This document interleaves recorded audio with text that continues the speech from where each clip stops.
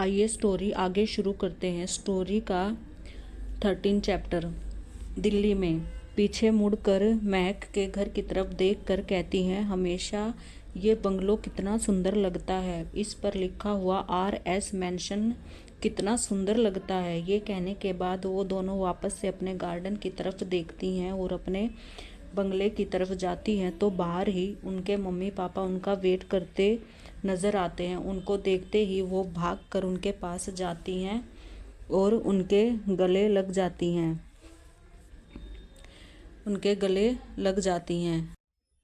इधर महक भी सबसे मिलने के बाद अपने कमरे में आती है और इतने दिनों बाद अपने कमरे को देखकर वो चारों तरफ घूम कर देखती है और एक एक चीज़ को छूती है।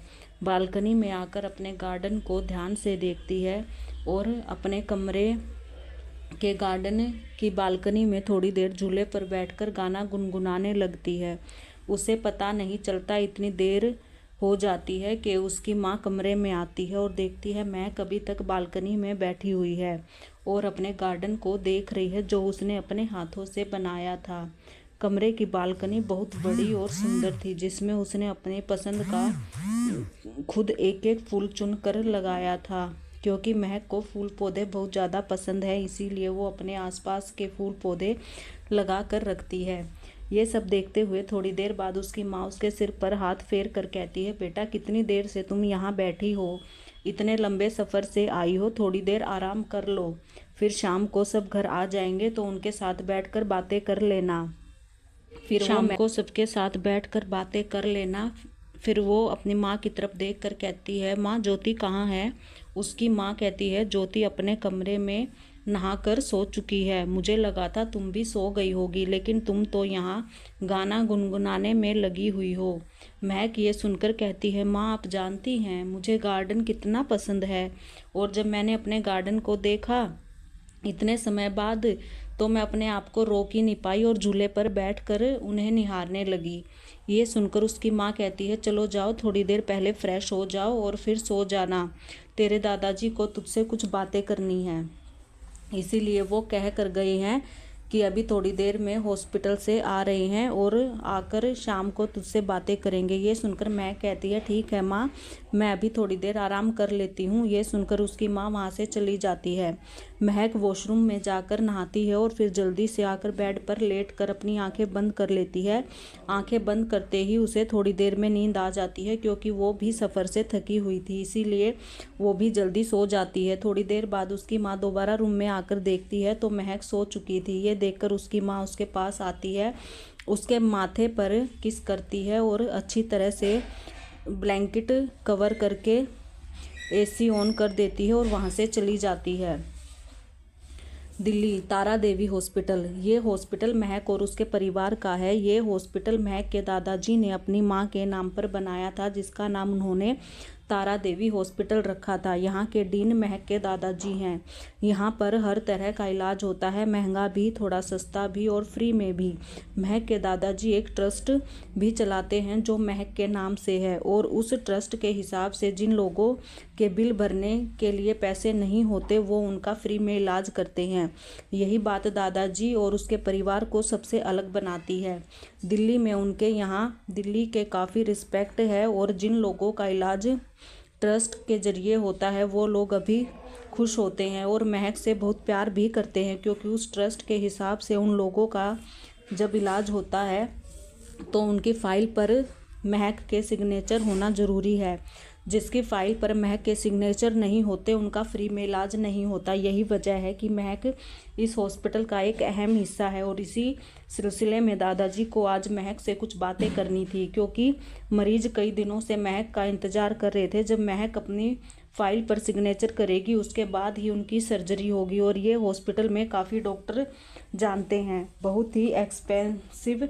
और इस हॉस्पिटल में ही महक और उसकी दोस्त भी अपनी इंटर्नशिप पूरी कर रही हैं।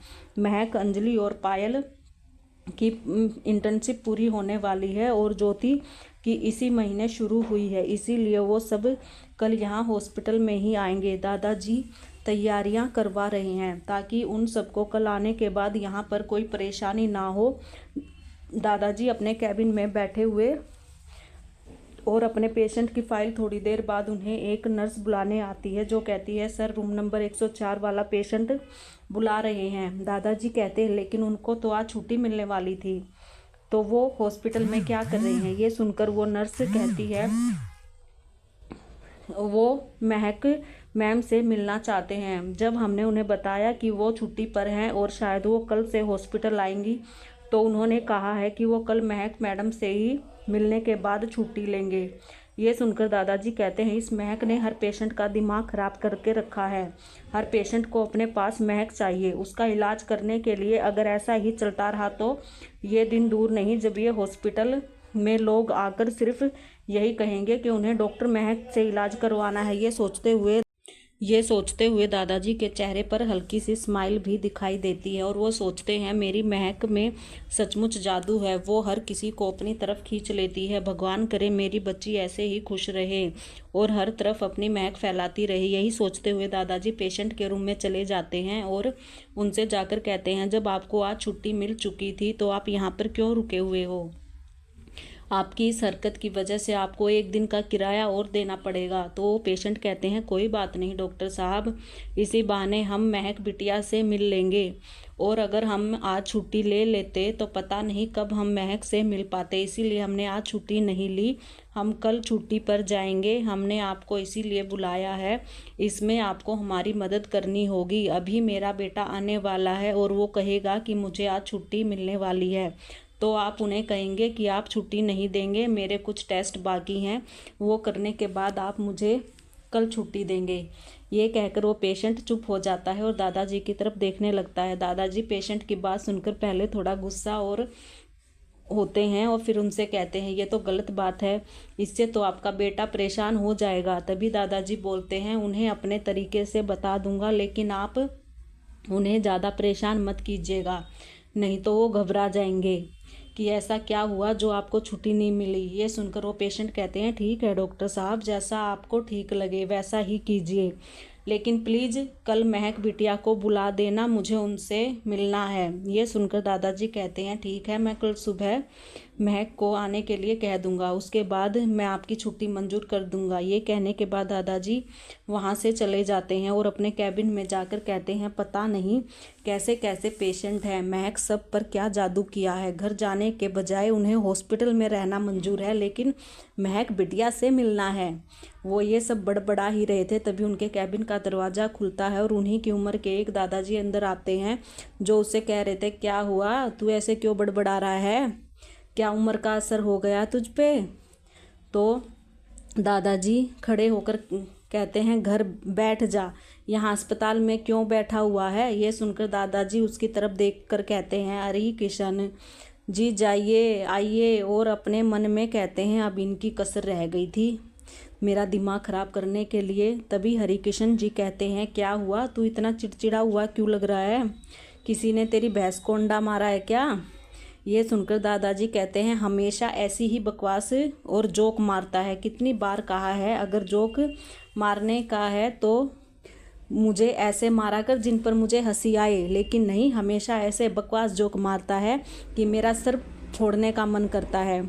तभी हरिकिशन जी कहते हैं अच्छा परेशानी तो बता क्या है, तू क्यों बड़बड़ा रहा है। तभी दादाजी बोलते हैं अरे उस महक की वजह से हर पेशेंट के साथ ऐसे घुल मिल जाती है जैसे वो उसके घर के सदस्य हों, और अब उस रूम नंबर 104 के पेशेंट को ही देख लो, उन्हें छुट्टी मिलने वाली थी लेकिन जिद लेकर बैठे हैं कि महक से मिलने के बाद ही छुट्टी लेंगे। उनके बेटे से क्या कहूँ, उनके कुछ डेस्क बाकी हैं, अगर उसके बेटे को सच पता चल गया तो उन्हें हमारे हॉस्पिटल पर हंसी आएगी। ये कहते हुए वो बड़बड़ाने लगते हैं कि कल महक बिटिया आएगी, उससे मिलने, फिर तुमसे छुट्टी देना, ख़त्म, अपना खून जलाने से क्या होगा, तुम कुछ दिन कर लो, ये तो तुम भी मानते हो।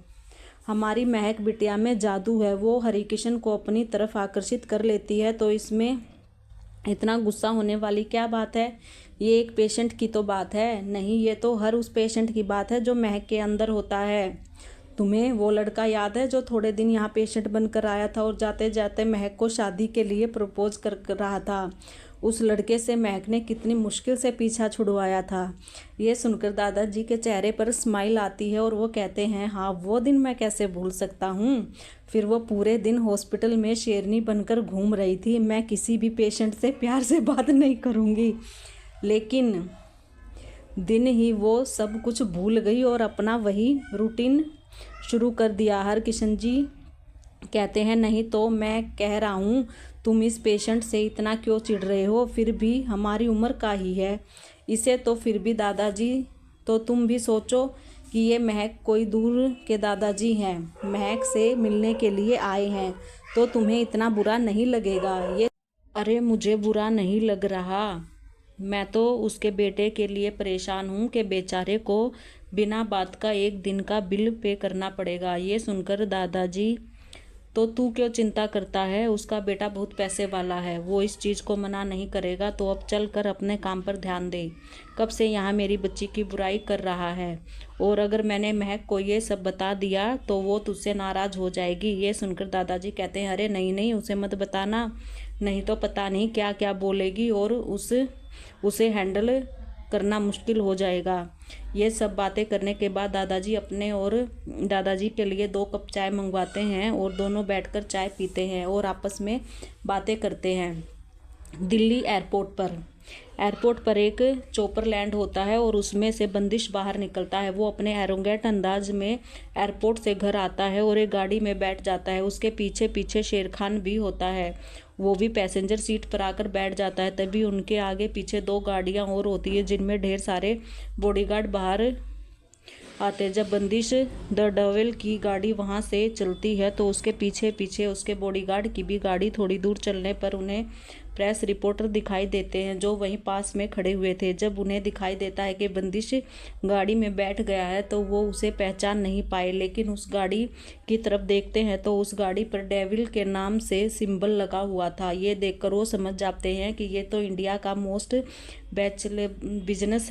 बिजनेसमैन बंदिश चौहान है, जिसे वो सब लोग डेविल के नाम से जानते हैं। ये देखने के बाद वो सारे रिपोर्टर उस गाड़ी की तरफ भागते हैं, लेकिन इतनी देर में वो सारी गाड़ियां वहां से फुल स्पीड में निकल जाती हैं। इधर सारे रिपोर्टर पीछे हाथ मलते रह जाते हैं कि उनके हाथ में इतना अच्छा मौका आया था लेकिन वो निकल गया, और वो लोग बंदिश का इंटरव्यू नहीं ले पाए, उसका इंटरव्यू भी नहीं ले पाए, ना कोई उसकी फ़ोटो ले पाया। आज तक बंदिश चौहान का सिर्फ नाम ही सुना था, आज तक उसका किसी ने चेहरा भी नहीं देखा था। मैगजीन में न किसी न्यूज़पेपर में, सिर्फ उसका नाम ही लोगों को डराने के लिए काफ़ी था। जब वो लोग की जुबान पर सिर्फ एक ही नाम आता है, डेविल, क्योंकि बंदिश अब सिर्फ डेविल के रूप में ही नज़र आता था। सारे रिपोर्टर आपस में बातें करते हैं, डेविल यहाँ दिल्ली में क्या करने आया है, क्या कोई बिजनेस मीटिंग होने वाली है, या कोई नया प्रोजेक्ट आया है, या फिर किसी दुश्मनी को निभाने के लिए आया है। आखिर बंदिश चौहान दिल्ली आया क्यों है और क्या करने आया है, क्योंकि बंदिश बहुत कम ही दिल्ली में नज़र आता था। वो हमेशा मुंबई और out of country he business के लिए जाता था। बाकी स्टेट में उसके खास आदमी बिजनेस को संभालते थे, लेकिन जब डेविल दिल्ली में नज़र आया तो सबको ये जानने में दिलचस्पी होने लगी कि वो यहाँ दिल्ली में क्यों आया है। वहीं एयरपोर्ट पर थोड़ी दूरी पर कुछ लड़कियाँ खड़ी हुई थी जो रिपोर्टर की बातें सुनती हैं। फिर वो लड़कियाँ एक दूसरे की तरफ देखकर कहती हैं, मैं भी कहूँ ये इतना हैंडसम कैसे था, मैंने तो बस उसकी एक हल्की सी झलक देखी थी और मैं तो उसके ऊपर पूरी फिदा हो गई। सोच अगर मैं उसे पूरा चेहरा देख लेती, उसका मास्क हटा कर, तो हमारा क्या हाल होता। उसकी हल्की सी झलक देखकर ही पागल हो जाते हम सब। इतना सुंदर हैंडसम इंसान हमने पहली बार देखा है, और उसकी आंखें नीली, यार कितनी सुंदर थी। मैंने नीली आंखें पहली बार देखी हैं। मुझे नहीं पता था कि ये वही बंदिश चौहान है जो पूरी दुनिया में डेविल के नाम से जाना जाता है। हाय, मैं तो उसका नाम सुनकर भी उस पर फिदा हो गई। तो बस भगवान से यही प्रार्थना करती हूँ कि मुझे बस एक बार उसे करीब से जानने का मौका मिले और उसके चेहरे को देखने का मौका मिले। दोबारा मैं भगवान से कुछ नहीं मांगूंगी, क्योंकि एक बार मैं उस डेविल के करीब पहुंच जाऊंगी। दूसरी लड़की बोलती है, तू पागल है क्या? तूने उसके बारे में सुना नहीं कि वो लड़कियों से नफरत करता है, वो लड़कियों से कोसों दूर रहता है। अगर कोई लड़की उसके पास से भी गुजरती है तो वो उस लड़की को जिंदा नहीं छोड़ता। ये सुनकर वो लड़की डर जाती है और फिर उसकी तरफ देख कर कहती है, क्या वो सचमुच ऐसा करता है? क्या उसे लड़कियों में जरा भी इंटरेस्ट नहीं है? पहली बार सुना है कि उसे लड़कियों से नफरत है, पता नहीं क्या होगा इसका। तभी वो दूसरी लड़की बोलती है, बहुत हो गई बातें, हमें अब अपने होश में आ चल और हमें घर जाना चाहिए। यही एयरपोर्ट पर खड़े खड़े 2 घंटे हो गए हैं हमें, और अभी तक हमें कोई लेने भी नहीं आया। चलो कैब बुक करते हैं और यहाँ से निकलते हैं। घर जाने के बारे में तो कुछ नहीं कहती, उल्टा उस डेविल के सपनों में खोई हुई है और मुझे भी उल्टी सीधी बातें सोचने पर मजबूर कर रही है। ये कहने के साथ वो लड़की उस पर थोड़ा गुस्सा कर रही थी। आगे की स्टोरी अगले चैप्टर में सुनिए। अगर स्टोरी पसंद आए तो लाइक कमेंट कीजिए, शेयर कीजिए और हमारे चैनल को सब्सक्राइब कीजिए। स्टोरी सुनने के लिए आप सबका बहुत बहुत धन्यवाद।